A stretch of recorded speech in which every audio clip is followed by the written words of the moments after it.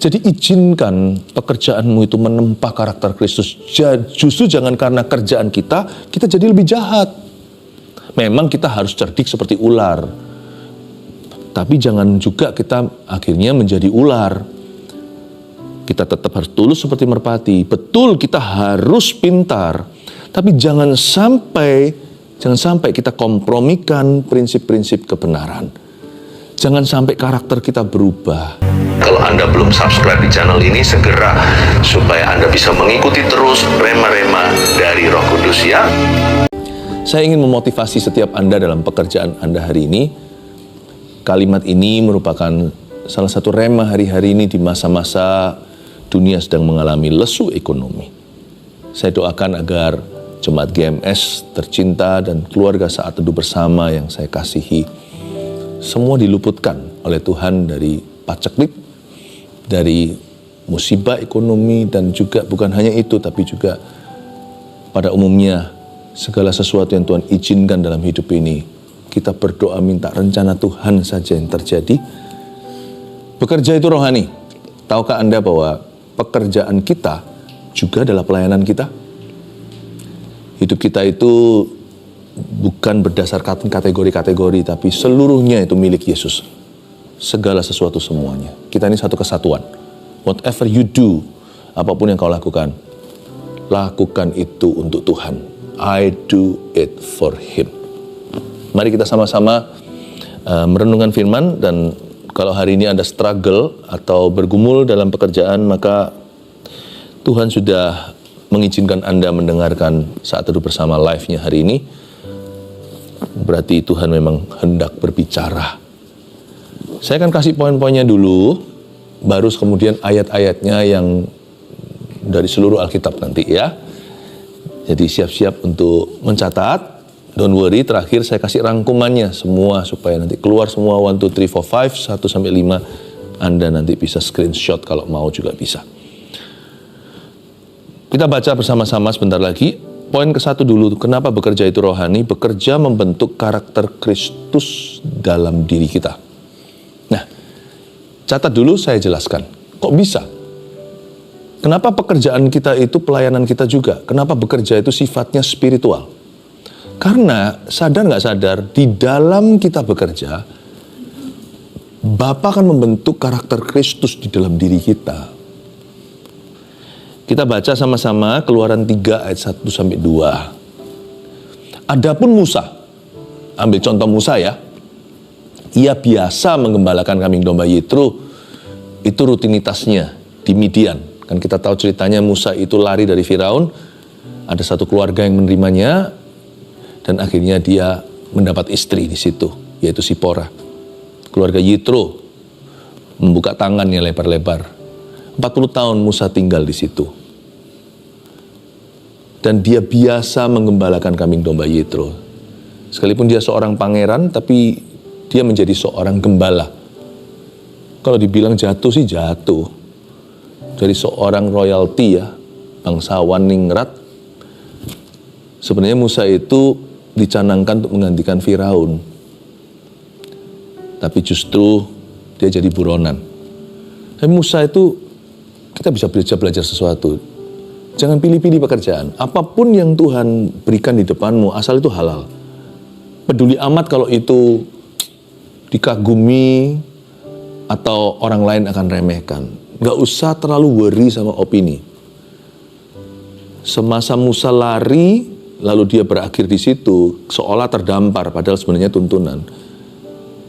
Dan dia melihat di sana ada sekelompok gembala-gembala lain, bully beberapa perempuan. Anak Yitro itu. Diserobot lah ya antrian. Minum, ambil dari sumur itu air, kasih domba yang lainnya. Lalu yang perempuan-perempuan padahal sudah antri dulu, gak dapat giliran. Waduh. Musa langsung turun tangan. Dia tolong mereka. Yang saya suka dengan Musa adalah orangnya aktif. Seorang aktivis itu bukan program, seorang aktivis itu sifat. Dia aktif. Pokoknya dia lihat apa yang tangannya bisa kerjakan, dia kerjakan. Meskipun dia tidak dibayar, mana dia tahu nanti berakhir justru dia mendapatkan seorang istri, malah justru akhirnya dia diberkati, dikasih kesempatan lagi. Musa tidak pilih-pilih. Kamu tidak tahu ya, aku ini dulu dilatih dalam arsitektur Mesir itu dengan piramid-piramidnya. Ahli bangunan. Musa itu pasti juga ahli perang, military, strategis atau membuat strategi-strategi militer. Dia pasti sebagai bangsawan, dia pasti dilatih dengan sebagai macam matematika, dengan semua sains. Musa juga pandai literatur, dia pandai semua. Dikasih pekerjaan yang rendahan, kerja sama orang, lalu menggembalakan ternak. Itu ya bagi orang Mesir, pekerjaan seorang gembala itu dianggap sebagai orang-orang yang low class. Karena itu orang-orang Mesir zaman dulu tidak mau bergabung satu wilayah dengan orang-orang Israel. Ingat ya ceritanya, saya tarik panjang, Yusuf waktu akhirnya pindah ke Mesir, sekalipun dia jadi Perdana Menteri, papanya datang, saudara-saudaranya datang, mereka dikasih wilayah sendiri di Goshen, karena orang Mesir tidak mau bergaul dengan gembala. Dan Musa ini kan didikan Mesir. Jadi sudah ditanam di paradigma bahwa itu adalah pekerjaan yang rendah, itu pekerjaan kasaran. Tapi waktu Musa di Midian dibentuk sama Tuhan. Kamu tidak boleh pilih-pilih kerjaan. Apapun juga asal itu halal, dan itu penuh tanggung jawab. Kau lakukan untuk aku. 40 tahun dia ditempa karakter Kristus dari orang yang emosian, ngamukan, bahkan pernah membunuh seseorang karena emosi. Musa dilatih bersabar selama 4 dekade. Coba baca lagi. Adapun Musa, ia biasa menggembalakan kambing domba Yitro, mertuanya, imam di Midian. Sekali ketika ia menggiring kambing domba itu ke seberang padang gurun, sampailah ke gunung Allah, yaitu gunung Horeb atau gunung Sinai, itu ayat 2. Lalu malaikat Tuhan dengan M huruf besar, tentunya ini penampakan Yesus Kristus di perjanjian lama. Malaikat Tuhan menampakkan diri kepada Musa di dalam nyala api yang keluar dari semak duri. Kita semua tahu cerita ini cerita famous sekali, terkenal karena ini adalah panggilan Musa sebelum dia diutus ke Mesir untuk membebaskan bangsa Yahudi. Lalu ia melihat dan tampaklah semak duri itu menyala tapi tidak dimakan api. Saya pernah dengar orang komentar gini tentang cerita Musa. Musa selama di Midian itu masa penantian. Bukan. Dia di Midian nggak nganggur. Dia nggak menunggu. Dia nggak menghitung hari. Dia kerja. Musa ini ibaratnya zaman sekarang ini dari konglomerat tiba-tiba jatuh, tidak menjadi siapa-siapa, dan dia tidak berkata aku dulu kaya, lu nggak tahu gua siapa, kamu nggak tahu ya saya ini siapa. Lalu habis itu pekerjaan ini terlalu rendah untuk aku, terlalu kasaran. Aku ini pendidikannya tinggi, aku bisa itu bisa ini. Ya Pak gimana? Tapi lowongan yang ada hanya ada kerjaan yang kasaran, kerjaan yang begini. Ya, kalau disuruh korah-korah atau cuci piring di dapur belakang restoran, nggak peduli masa lalumu, tapi sekarang itu saja yang ada, itu aja satu-satunya lowongan kerja. Mau nggak? Musa nggak nunggu loh. Dia langsung kerja. Hari dia sampai di Midian itu langsung bantu seseorang for free, tidak pamrih, nggak demi uang. Kayaknya mamanya didik dia dengan benar. Mamanya jadi pengasuh kan, pengasuhnya Musa kan. Waktu dia diadopsi sama putri Firaun kan, maminya menawarkan diri boleh nggak jadi yang mama inang ya yang menjadi ibu inang asuh. Jadi seperti itu.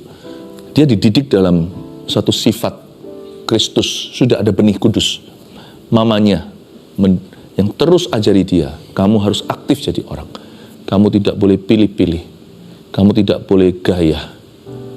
Apapun tanganmu, asal itu halal. Asal itu masuk nurani orang-orang Yahudi. Asal itu tidak bersalah sama Tuhan. Pekerjaan itu rohani ya nak. Pekerjaan itu rohani. Karena itu kamu jangan kerjakan sesuatu yang dosa sifatnya. Kalau kamu mau disuruh buka bisnis judi, jangan mau. Kamu jangan halalkan segala cara, karena kamu umat pilihan Allah. Dari kecil Musa itu pakaiannya Mesir, dalamnya itu Ibrani. Kamu jangan mau ya. Jangan kamu terlibat dalam pekerjaan-pekerjaan yang bisa membuat kamu jadi salah di depan orang, di depan Tuhan. Kamu diajari, tapi pokoknya apapun juga kamu harus mau. Makanya Musa tidak pernah meremehkan orang. Dan orang berkata, seorang pernah komentar gini, suatu hari dulu waktu saya dengar, itu masa-masa penantian Musa. No, itu masa pembentukan Musa. Dan Musa kerja, dia nggak nganggur. 40 tahun dia kerja. Bayangin, ini orang yang pernah jadi konglomerat lah ceritanya. Nah, bagaimana dengan kita yang barusan lulus kuliah misalnya? Lalu kita merasa kita ini berhak itu, berhak ini. Mau S1, S2, S3 kayak. Semua harus bermula dari karakter yang mau dibentuk. Miliki karakter yang mau dibentuk. Bekerja itu rohani. Dan bekerja itu tidak selalu up to me, tidak selalu up to you. Tapi apa yang Tuhan izinkan. Kita memang berhak memilih sih, apa yang boleh, apa yang jangan. Tetapi kadang-kadang tidak tergantung kita lowongan kerja itu. Apapun yang tanganmu temukan untuk kau kerjakan, khotbah katakan, jangan biarkan tanganmu lambat. Sebab kamu tidak tahu yang ini atau itu yang bekerja. Lemparkan rotimu ke bagian 7 bagian ke dalam samudera lautan. Jangan biarkan tanganmu istirahat pagi, siang, malam.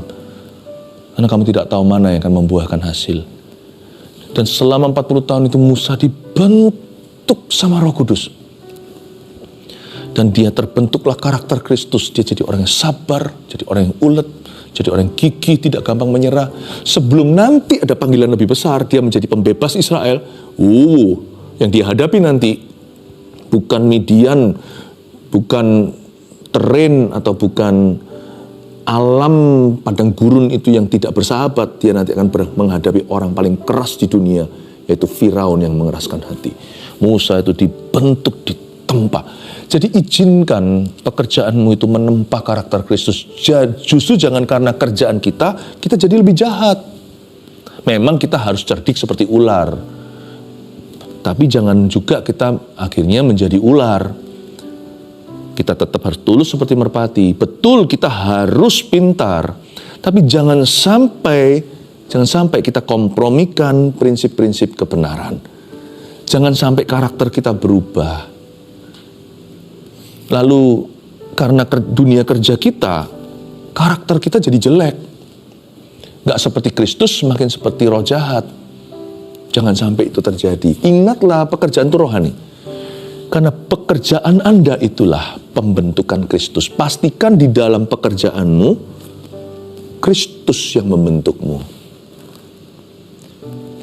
Jangan jadi orang yang berubah setia kepada Allahmu. Justru dalam tempat kerjamu kau ditempa. Ingat, pekerjaanmu itu rohani sifatnya. Sekalipun yang kau kerjakan bukan kerohanian.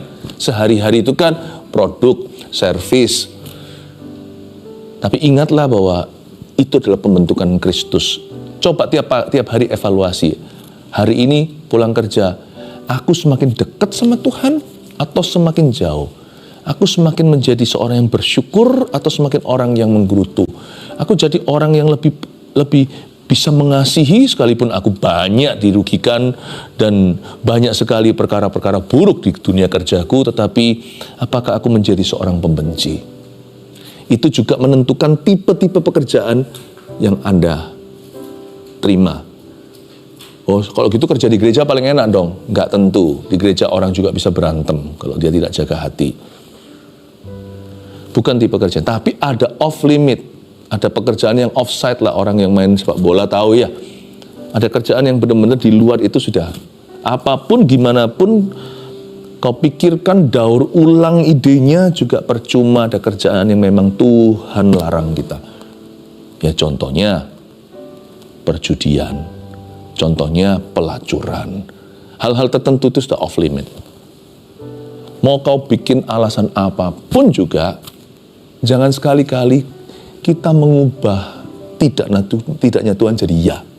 Sebab apapun juga, Tuhan tidak akan merestuimu. Jadi kita harus pastikan pekerjaan itu membentuk karakter Kristus. Bukan yang membuat kita vulgar melawan Tuhan.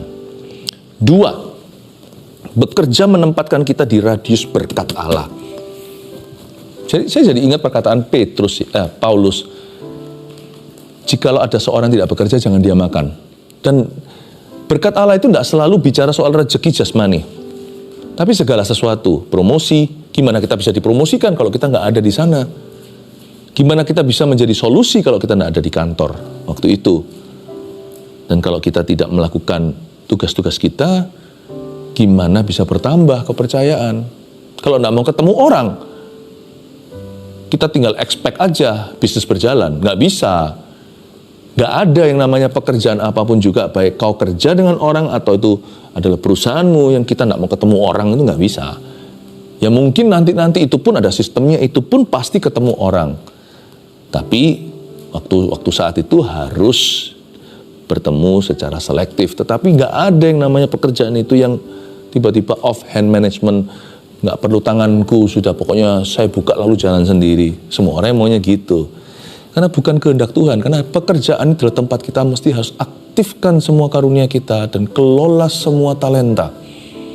Karena itu dengan bekerja kita menempatkan diri itu di dalam radius berkat Allah. Saya kasih contoh ya, ini bukan suatu kasus hoki atau beruntung ya, tapi orang ini hari itu punya pilihan bebas, masuk kerja atau tidak. 1 Raja-Raja 17 ayat 9 dan 10. Ini cerita tentang janda Sarfat. Bersiaplah, kata Tuhan kepada seorang nabi, pergilah ke Sarfat yang termasuk wilayah Sidon. Cukup jauh nih, ke Sidon ini. Katakanlah ke luar negeri dan diamlah di sana. Kata Tuhan kepada Elia, ketahuilah, aku telah memerintahkan seorang janda untuk memberi engkau makan. Oke, itu perintah Tuhan. Tapi janda ini nggak tahu. Karena janda ini bukan umat pilihan Tuhan. Dia tidak punya kepekaan seperti Nabi. Ingatlah di perjanjian lama tidak semua orang punya Roh Kudus. Mereka masih butuh nabi-nabi. Roh Kudus belum dicurahkan atas semua manusia. Jadi sekalipun Tuhan ngomong begini sebagai yang maha kuasa, yang menjadi sutradara di balik semua pemeliharaan Allah, aku telah memerintahkan seorang janda untuk memberi engkau makan. Catat ya, tapi mari kita lihat apa yang janda itu lakukan. Ayat 10. Sesudah itu ia bersiap lalu pergi ke Sarfat. Oke, ini dari sisinya Elia. Dari sisinya Tuhan yang menyuruh dia. Setelah ia sampai ke pintu gerbang kota itu, perhatikan, pintu gerbang kota adalah tempat orang ketemu. Itulah marketplace, itulah tempat mereka itu bekerja. Ya, yang jual sayur lah, yang tukar uang lah, semua itu di situ lah. Mallnya lah, atau tempat trading, tempat dagang. Setelah ia sampai ke pintu gerbang itu, tampaklah di sana seorang janda sedang apa? Mengumpulkan kayu api. Kita semua tahu cerita ini. Janda ini sudah punya apa-apa. Hari itu hari terakhir. Katakanlah sudah sungguh-sungguh tidak ada harapan. Nanti waktu dia disuruh buat makan, dia bilang, yang aku punya cuma ini. Lalu habis itu aku dan anakku mati. Sungguhan keluargaku tidak bisa nyambung kehidupan. Zaman dulu belum ada welfare gimana. Dan dulu satu negara dengan negara lain belum ada. Itu kan masih zaman kuno. Belum ada yang namanya ini ya. Belum ada yang namanya bala bantuan. Jadi kelaparan itu kerap kali kalau terjadi menimpa satu kota itu sulit sudah. Dan sudah menjadi pandemi wabah yang semua akhirnya mati, apalagi kalau penyakit menyebar. Jadi perempuan itu tahu bahwa dia sudah tidak ada harapan, tapi dia tetap kerja itu. Ayatnya, tampaklah di sana seorang janda sedang mengumpulkan kayu api. Kalau Anda lihat, ia berseru kepada perempuan itu, katanya, cobalah ambil bagiku sedikit air dalam kendi supaya aku minum. Nah, kalau kita melihat di sini, setelah Elia sampai ke pintu gerbang kota, dia ketemu seorang janda sedang masuk kantornya, sedang pergi ke tokonya, sedang mengumpulkan kayu api. Dalam keputusasaannya, dia tetap kerja. Sekalipun dia desperado, dia tetap tanggung jawab dengan job deskripsinya. Dan dia tetap selesaikan tanggung jawabnya. Waktu dia kumpulkan kayu api, sadarkah Anda bahwa wanita Sarfat ini tanpa dia sadari menempatkan dirinya di radius berkat dan mujizat.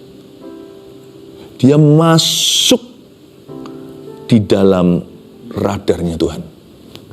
Coba misalnya perempuan itu berkata, males kerja aku, atau buat apa hutangku segitu banyak, mati ya sudah, aku udah putus asa, kecewa, marah, kepahitan, bunuh diri. karena depresi, stres sekali misalnya. Maka ayat 10 nggak ada.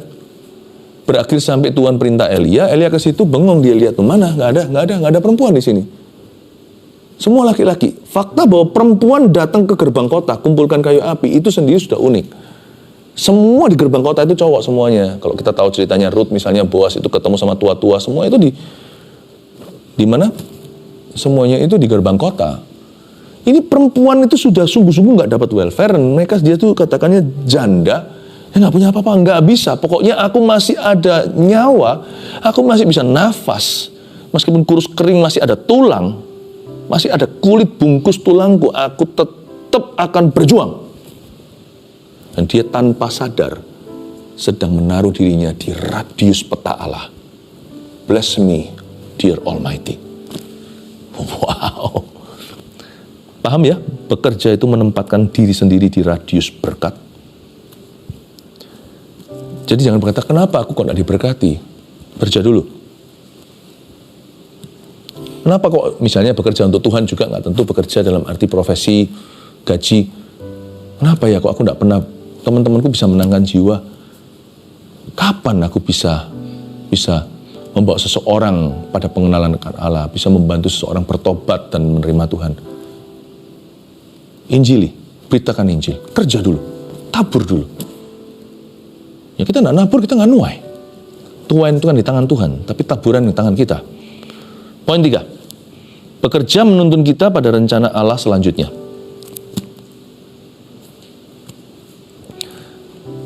Kita lihat Rut pasal 2 ayat 1-3. Naomi itu mempunyai seorang sanak dari pihak suaminya, seorang yang kaya raya dari kaum Elimelek, namanya Boas. Kita lihat ya, ini cerita. Siapa adalah siapa? Ada Naomi, itu si janda yang tinggal mati oleh suami dan 2 putranya, sehingga sisa 2 menantu yang terkenal, 1 lebih terkenal lagi, Orpa dan Rut. Naomi itu punya seorang sanak dari pihak suaminya yang meninggal tentunya. Seorang yang kaya raya dari kaum Elimelek, namanya Boas. Kita lihat ayat 2. Maka Rut perempuan Moab itu berkata kepada Naomi, biarkanlah aku pergi ke ladang memungut bulir-bulir jelai di belakang orang yang murah hati kepadaku. Ma, aku pergi kerja. Dan saut Naomi kepadanya, pergilah anakku, karena Naomi adalah umat Tuhan yang sudah diajari dari dulu, persis seperti Mama Musa ajari Musa. Bagi orang-orang pilihan Allah, umat pilihan Tuhan, kerja itu spiritual, rohani. Go, my daughter, pergilah. Ayat 3.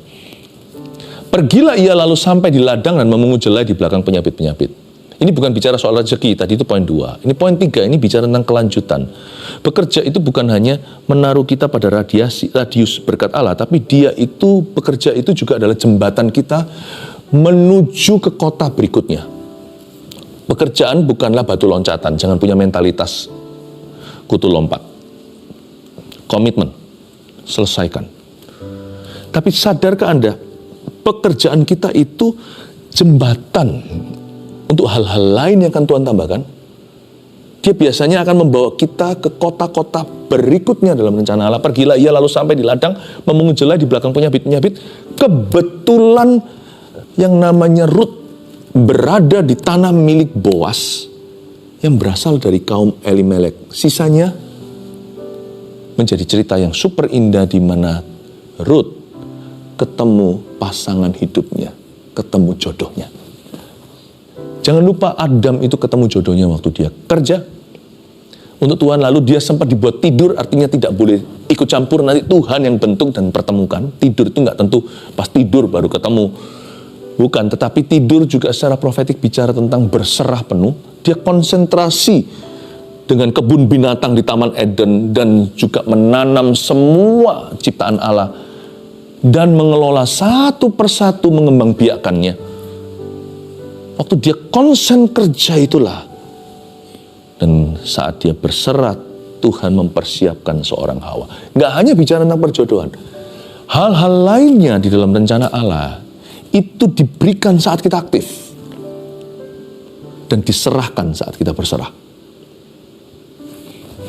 Ini powerful sekali pewahyuan-pewahyuan firman, mengajarkan kita bahwa pekerja itu ternyata menuntun kita pada rencana Allah berikutnya.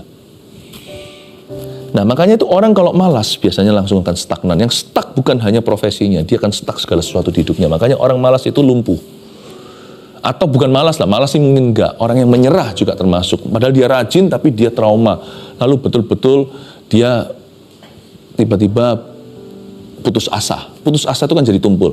Padahal orangnya itu giat sebenarnya, tapi satu titik dia benar-benar udah jerah. Sama, give up itu sama dengan orang malas, karena dia tidak berbuat apa-apa. Orang yang menyerah. Jadi kalau kita biasanya beralasan apalagi, apapun juga dalam hidup kita, perkara-perkara lainnya pun akan berhenti. Karena itu kita mesti aktif. Ada orang berkata begini, bolehlah pensiun dari posisi, tapi jangan pensiun dalam pengaruh dan pikiran. Itu betul sih. Misalnya kalau memang sudah usianya, lanjut usia ya, masa mau kerja seperti masa muda ya nggak tentu kan. Tapi detik di mana Anda berhenti, orang dunia aja tahu, nanti pikun loh. Nggak bisa, itu harus aktif. Harus aktif. Cuman kita juga harus hati-hati. Kita juga harus bisa memilah-milah. Dan kalau semuanya misalnya pekerjaan kita lagi ngalami masalah, jangan pulang ke rumah muring-muring nanti. Lalu kita jadi sangat-sangat sensitif dan peka. Misalnya seorang papa yang kehilangan pekerjaannya, pulang ke rumah biasanya sabar, menyenangkan, tiba-tiba ngamuan. Kenapa? Karena dia jadi sensitif, karena dia merasa kayak misalnya seorang laki harga dirinya kan di kerjaannya. Oh, jadi nggak kenaan. Dalam pelayanan juga mesti hati-hati, bukan untuk cari pengakuan. Karena pekerjaan itu karena rohani biasanya juga akan berujung di masalah kerohanian. Atau lebih dibalik ya, kalau orang itu rohaninya bermasalah, nanti di kerja juga masalah. 4. Bekerja memampukan kita untuk jadi bendahara sorga. Ini kenapa pekerjaan itu spiritual. Kenapa bekerja itu rohani? Karena bekerja itu membangun satu potensi. Dia memampukan kita untuk jadi bendahara sorga. Amsal 3 ayat 9 dan 10. Ini sukacitanya. Ini bukan soal money ya. Ini soal memberi. Bedakan. Money, uang yang kita bisa berikan, atau apapun juga yang kita bisa berikan berupa materi, itu hanyalah kendaraannya saja, a means, atau hanyalah suatu alat di tangan kita. Tetapi memberi itu sifat. Orang yang bekerja dan mengatur keuangan, kekuatan finansialnya, orang itu punya alasan untuk menjadi seorang pemberi yang bersukacita. Bukan berarti aku tunggu kaya raya baru bisa memberi kepada orang miskin, berbagi kepada orang yang membutuhkan, mendukung pekerjaan Tuhan. Bukan. Kita bisa memberi dari kelebihan, kita juga bisa memberi dari kekurangan. Tapi orang yang bekerja, orang yang aktif, ya, orang itu pasti lebih tertata perencanaannya. Muliakanlah Tuhan dengan segala hartamu dan dengan hasil pertama dari segala penghasilanmu. Ini harus menjadi sukacitanya semua orang yang berbisnis. Karena sukacita kita bukan dalam menerima, lebih diberkati memberi. Sukacita kita itu bukan dalam soal-soal materi, tetapi bahwa kita bisa punya sifat seperti Tuhan. Ini harus menjadi goalnya setiap orang yang jadi pengusaha, atau setiap orang yang jadi profesional. Mungkin kerja, kita dapat salary, kita kelola keuangan sendiri, kita jadi mandiri. Ini harus menjadi goal kita semuanya. Semua jalur ya, semua profesi. Dari pengusaha, dari karyawan, pendeta, semua kita kan punya income, punya pemasukan. Muliakan Tuhan dengan hartamu, dengan hasil pertama dari segala penghasilanmu. Oh, sukacitanya jadi bendahara kerajaan sorga. Mendukung pekerjaanmu ministry, mendukung gereja, berbagi sama sesama saya, menyenangkan papa mama, sekolahkan orang, bantu orang miskin. Muliakan Tuhan dengan hasil pertama segala penghasilanmu ayat 10, maka lumbung-lumbungmu akan diisi penuh sampai melimpah-limpah, dan bejana pemerahanmu akan meluap dengan air buah anggurnya. Terakhir, lebih sukacita lagi karena tadi itu hanya bisa memberi materi. Kalau ini kita bisa memberi jiwa. Meskipun Tuhan yang menyelamatkan manusia, Ayat 5, bukan ayat 5, nomor 5. Bekerja membuka peluang kita untuk memenangkan jiwa-jiwa. Ini lebih powerful. Karena kerja itu ketemu orang, lalu terbangunlah yang namanya contact person. Kita terkonekkan, terhubungkan. Dunia kita jadi lebih luas, semakin luas kalau kita punya pergaulan sehat, bukan pergaulan bebas. Tapi kalau kita punya pergaulan sehat, kita akan punya relationship, hubungan-hubungan kualitas. Dan dari situ kita bisa masuk dalam hidup orang dan menjadi saksi Kristus, bekerja membuka peluang kita untuk memenangkan jiwa-jiwa. Matius 4 ayat 14, 18 dan 19 bunyinya, dan ketika Yesus sedang berjalan menyusur danau Galilea, perhatikan, ia melihat dua orang bersaudara, dua-dua di usia kerja, yaitu Simon yang disebut Petrus dan Andreas kokonya atau saudaranya. Mereka sedang apa? Nganggur? Tidak, mereka sedang menebarkan jala di danau, sebab mereka penjala ikan. Ini dahsyat, sebab nanti Andreas yang bawa Petrus kan. Dalam dunia kerja dia bawa orang. Nanti siapa? Filipus bawa Bartolomeus, Nathanael itu. Lalu siapa? Bawa siapa? Itu seperti menjalar. Tidak heran di ayat 19 bunyinya, Yesus berkata kepada mereka, mari ikutlah aku. Di dunia kerja Yesus berkata begini. Kebetulan yang ini jadi pendeta, semua jadi rasul. Tapi nggak semua kita dipanggil jadi pendeta, tapi semua kita adalah hamba Tuhan di bidang kita. Yesus berkata kepada mereka, mari ikutlah aku. Suruh ikut Yesus, dan kamu akan kujadikan penjala manusia. Right there, at their office, di kantor mereka Tuhan berkata, kamu akan kujadikan penjala manusia. Berapa banyak sih kolega kita yang hanya ke gereja gara-gara kita?